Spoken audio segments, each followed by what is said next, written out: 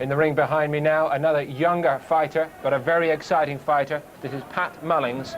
He will defend his WBC International Super Bantamweight title live against the Georgian Hvicha Hdrian. John MacDonald will complete the introductions.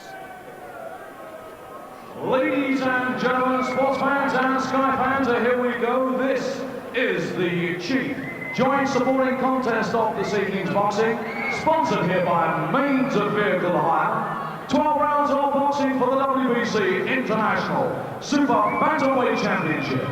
All the officials have been appointed by the World Boxing Council here present at ringside. Our supervisor joining us from Italy is Mauro Betti. Our three judges here at ringside are Annabelle Miramontes, Bob Lodges and Roy Francis. Our timekeeper of the bell is Peter McCann from Harrow, England. Our referee in charge of the action is John Keane from Northampton, England. So here we go then, sports fans and Sky fans. The challenger fighting out of the blue corner. He's wearing the blue trunks and weighed in at 8 stone, 8.5 pounds.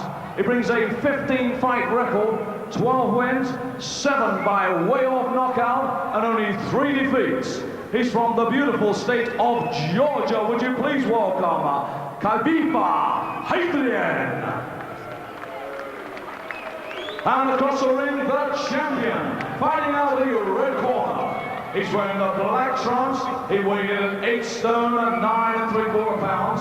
He brings a 13-fight record, 12 wins, 5 by knockout, and only 1 defeat. He's making his first defense, and he is the current WBC International Super Bantamweight Champion from Harrow, Pat Mullings. Okay, sports fans and Sky fans, here we go then. 12 rounds of boxing for the WBC International Super Bantamweight Championship. You know what I expect. Shake hands about boxing. John Keane, who's just judged the Harold Graham fight, quickly back into action as a referee this time. This is Pat Mullings. Pat the Schoolboy Mullings, they call him, 27, and he really proved himself in defeat in a sensational fight against Spencer Oliver. Very smart operator, Mullings, and one of 3 very good fighters that Britain have at this weight.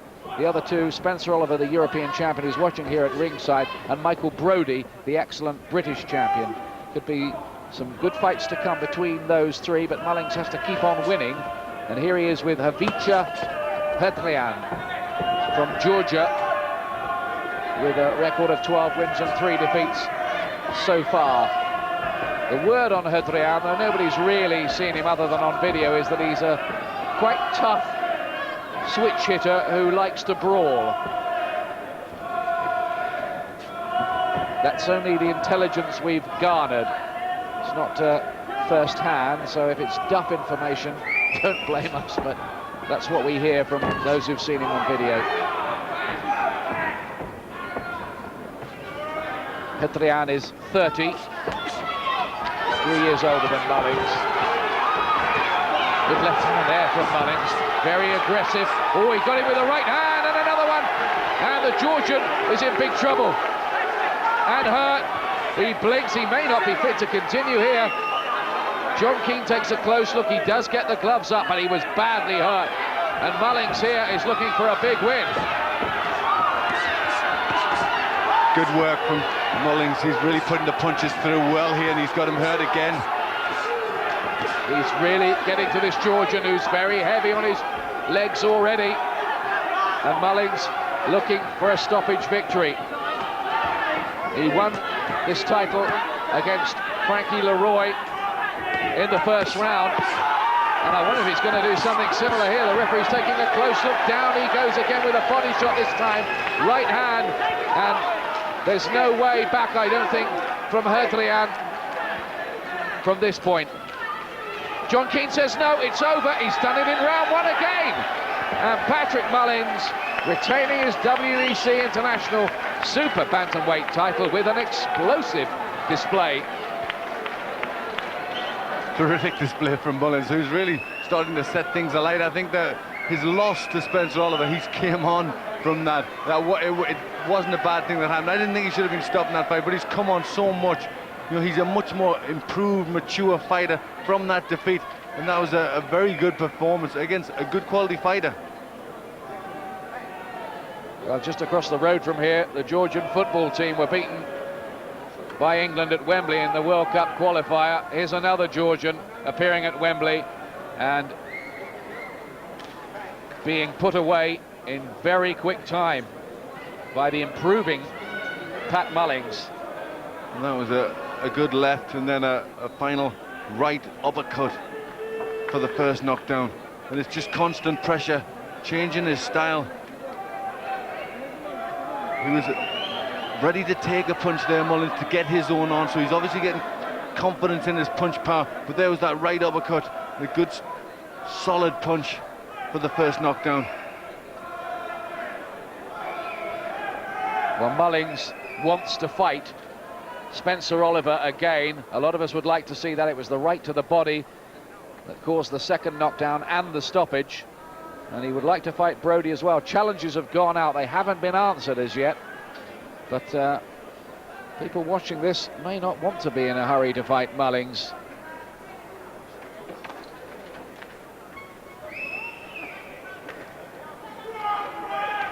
Ladies and gentlemen, 2 minutes and 3 seconds of the first round. The referee has stopped the contest with Hadrian in no position to continue.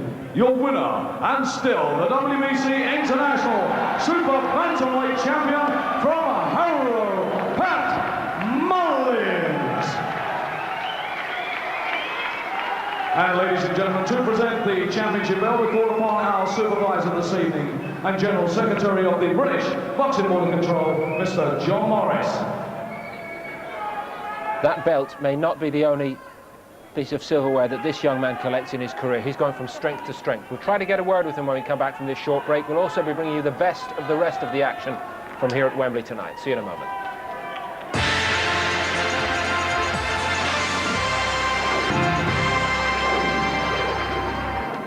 Hello there again from Wembley. Well, we've had one long fight, which was a thriller, and one thrilling one-round demolition just now by Pat Mullings. He has retained his WBC International Super Bantamweight title in the most convincing fashion. Let's get a word with him live with Ian Dark.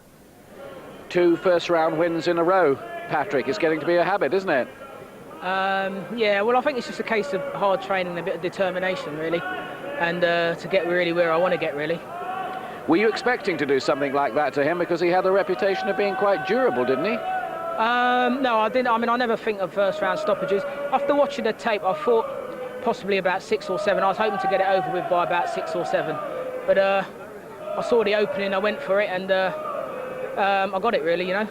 Do you think you're punching harder now than you were, say, a year ago? Definitely. I mean, I've always been a hard puncher, but I think a lot of it is I think just through getting the experience now, it all boils down to being relaxed. I've gone through plenty of sort of therapy with Dean, and I'm totally relaxed. And I mean, the first few exchanges I threw, I wasn't relaxed. I sort of crowded him. When I went back to the corner, Dean said, "Take your time, relax," and that's what I've done. As soon as I relaxed and took my time, I picked the punches. And the fight you no doubt want now is with Spencer Oliver, a rematch, yes? Yeah. I mean, I do look forward to having a rematch with Spencer Oliver, definitely. Well, here he is, in fact, quite by coincidence, of course. Spencer watching from ringside. So are we going to see you two again? Because it was a terrific fight the first time. Yeah, it's right, obviously, yeah, it's going to be a great fight. It's going to happen again, isn't it? It's like, Pat keeps winning, I keep winning. It's going to be a great fight. I look forward to it. Do you think it's going to happen anytime soon, though? Because sometimes managers and promoters look to take fighters on different routes, of course. That's right, I'm happy for it to happen whenever. It's like, down to Frank and Jez, if they agree terms, then it's going to happen. So when are we going to see you again in the ring? You're going to see me mid-February, mid-February. But that won't be against this fella, will it? No, it's against the #1 challenger, a guy called Serge Dekikov. OK, we look forward to seeing that. And Patrick, that's the fight you want. Or Michael Brody, I guess, the British champion. That'd be all right, wouldn't it? Fight either one of them. I mean, the good thing is now Spencer's here ringside, and this should be out on TV live. Spencer said he wants to fight. I want the fight. My manager here, Frank Maloney, he wants to fight. So I think the only one we've got to convince for the fight to happen is Jess Harding. To use Mills Lane's expression, let's get it on. Thanks a lot, fellas. They seem to be spurring each other on, which is just fantastic for boxing fans, I think, in this country at the moment. Brody, Oliver, and this young man. Without a doubt, and he's improved, and it's just a bit of confidence, as he said. You know, I think Dean Powell has always, you know, tried to convince the kid that he's got the ability. He's never been quite serious enough about his career and about himself, and now he's beginning to take himself seriously. He had the Frankie Leroy knockout in the first round, and then this one, it was marvellous. He just jumped on the guy from the start, and really, he never let him off the hook. He's got great accuracy, and what makes this guy so effective is he's a bloody southpaw. It's so hard to hit these guys, and they're so effective. He's got a great right hand, and his left hand is working too, but there's no doubt about his pet punch is that right hook and right uppercut. And as I say, once he gets you on the run here, he's not going to let you off the hook. Robin, how important was the Oliver fight, even though he lost it, in terms of bringing him? Yeah, I think very important. It was one of them occasions, in it, where, you know, coming out of defeat, you know, he's very popular. You could see that he was oozing confidence, and I think that's all come from the first fight with Spencer Oliver. He's very fast, very fluent with his punches, and like Paddy said, especially for the southpaw as well, which sometimes, you know, you can be waiting all night for something to happen, but he wanted to get the job done quickly, and that's what he did. Here's the second. Again, when he hurts him here, you see the way he switches to the body and to the head, and it's all with that right hand. He realises that's the one that's doing the damage, and we see it again from a different angle, and he does exactly the same thing. You see, he zeroes in with that right hook. He then thinks about the left hand. He thinks, no, I'll get him again with the right. Whacks the uppercut in, and then again, these are only just glancing blows, but they're enough. The body shot was a great shot. You know, switched to the body, took the wind right out of his sails, and he'd seen enough at that stage. And, you know, he wants to expedite this process because he's 27 years old. He's not a spring chicken. It's a division where there's a lot of talent, and he wants to win a title very soon, so he wants it to happen sooner rather than later. Thank you, Barry. When we come back from this short break, we'll show you the best of the action from tonight's other big title match here at Wembley, the fight for the vacant Commonwealth Super Middleweight title. See you in a moment.